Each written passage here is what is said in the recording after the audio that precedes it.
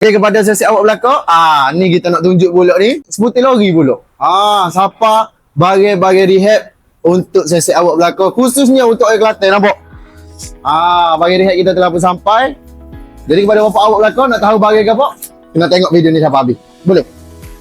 So bagi kita cukup banyak, baru siapa lagi sebab tu kata Amerika ni pusat rehab terbesar di Kelantan.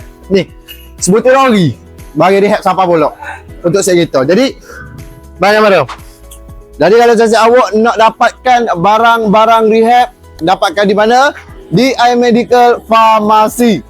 Okey, tarik sini. iMedical Pharmacy, pusat rehab terbesar Kelantan. iMedical Pharmacy, pusat rehab terbesar Kelantan. iMedical Pharmacy.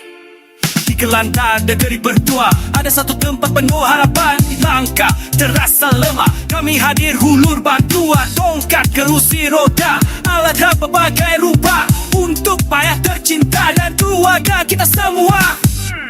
iMedical Pharmacy, pusat rehab terbesar Kelantan. Tengok banyak bagi rehab guys. Ada belakang sini, awak nak gapo ada belakang.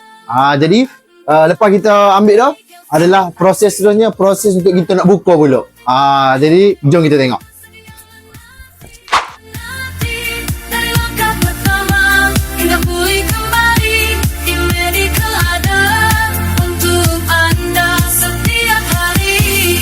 iMedical Pharmacy, kami di sisi rehab untuk bahaya dan sekisi.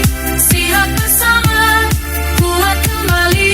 iMedical, pilihan hati. Latihan tangan, kaki dan badan, alat sokongan penuh keselesaan. Pakar sedia beri panduan agar hidup lebih keyakinan. Tak perlu risau, jangan bimbang, kami faham keperluan anda. Dari kecil hingga ke orang tersayang, semua ada di Medical Cua. iMedical Pharmacy, pusat rehab kami pelbagai mana sedia menanti. Dari langkah pertama hingga pulih kembali. Jadi tengok, bagi-bagi telah pun sampai, bagi rehab. Penuh sebutir lori ni telah pun sampai dan selamat mendarat di iMedical Pharmacy. Jadi kepada si awak belakang nak dapatkan barang-barang rehab yang paling banyak terbesar di Kelantan, di iMedical Pharmacy. Sol. Bukan sekadar jual pelatan, kami beri sok.